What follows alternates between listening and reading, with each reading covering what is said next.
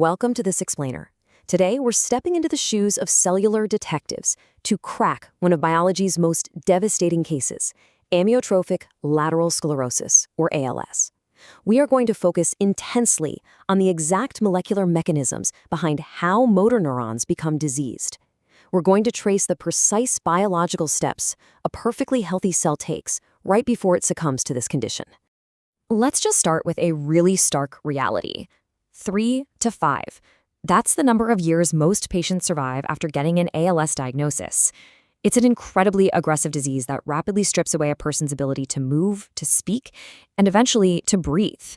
And honestly, this cruel timeline makes understanding the specific cellular drivers of ALS absolutely urgent.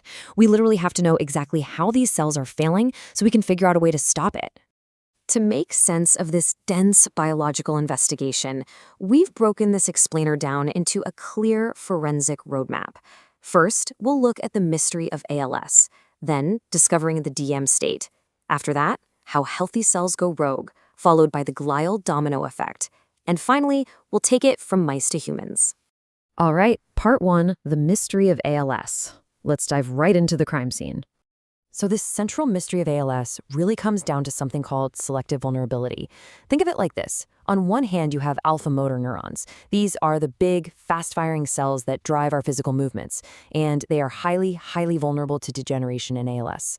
But then, on the other hand, you have gamma and visceral motor neurons. These guys live in the exact same spinal cord environment, yet they're remarkably resilient. They actually survive. Now, here's the real kicker.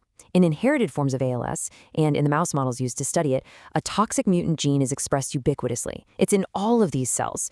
So you have to ask yourself, why do the large alpha motor neurons die while their direct neighbors survive, even though they share the exact same toxic mutation? Which brings us to part 2, discovering the DM state. To crack this case and figure out exactly how motor neurons become diseased, scientists knew they couldn't just look at the aftermath. They needed to watch the crime happen.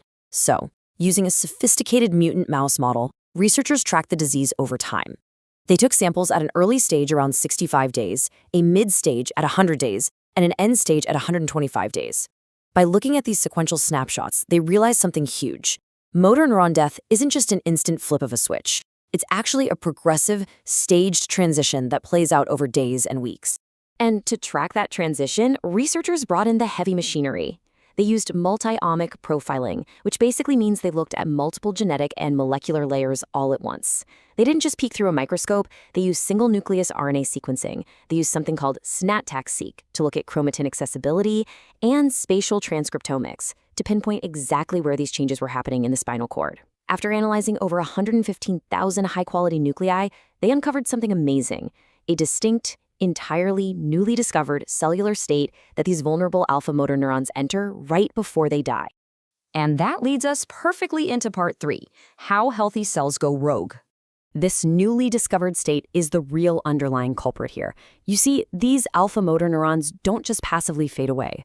When they're hit with the toxic stress of ALS, they actively transition into a highly specific rogue phase. Researchers named this the disease-associated motor neuron state, or the DM state for short.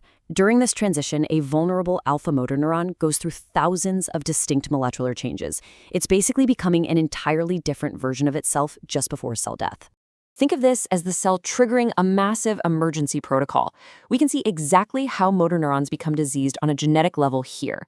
Master switches, these transcription factors like CREB3 and ATF3, are suddenly flipped on. The cell radically ramps up stress responses, apoptosis, which is programmed cell death, and known ALS-associated genes like SQTM1.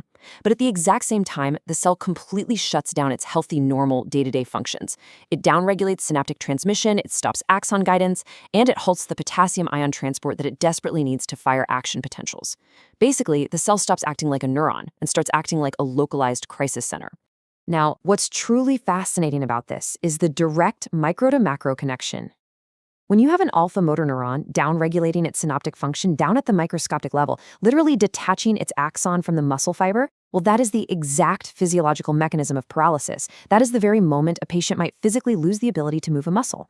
So this cellular transition into the deismission state is directly driving the tragic physical symptoms of ALS. Okay, moving right along to part 4, the glial domino effect. Our cellular detectives found out that these rogue motor neurons aren't acting entirely alone. They actually have accomplices, triggering this non-cell autonomous domino effect.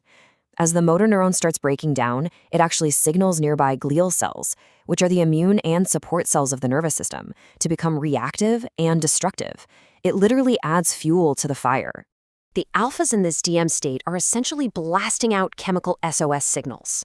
They release specific upregulated ligands like CSF1 and IL-34, and these signals act like massive magnets pulling microglia into a localized frenzy right next to the distressed motor neurons. And this happens incredibly early in the disease process. Then, as the alpha motor neurons continue to degenerate, this localized glial reactivity just spreads like wildfire, turning into a global inflammatory response across the entire spinal cord, and just exacerbating all the destruction. Which brings us to our final section, Part 5, From Mice to Humans. To see if this incredibly detailed mechanism of how motor neurons become diseased actually translates to human biology, the researchers did something really remarkable. They went in and extracted single-nucleus transcriptomes directly from the post-mortem spinal cords of human ALS patients. They wanted to see if they could find this exact same rogue DM state in humans who had actually succumbed to the disease, and they compared it right alongside healthy control tissues. And the fantastic news, well, fantastic from a scientific detective standpoint anyway, is that the signature perfectly maps to human genetics.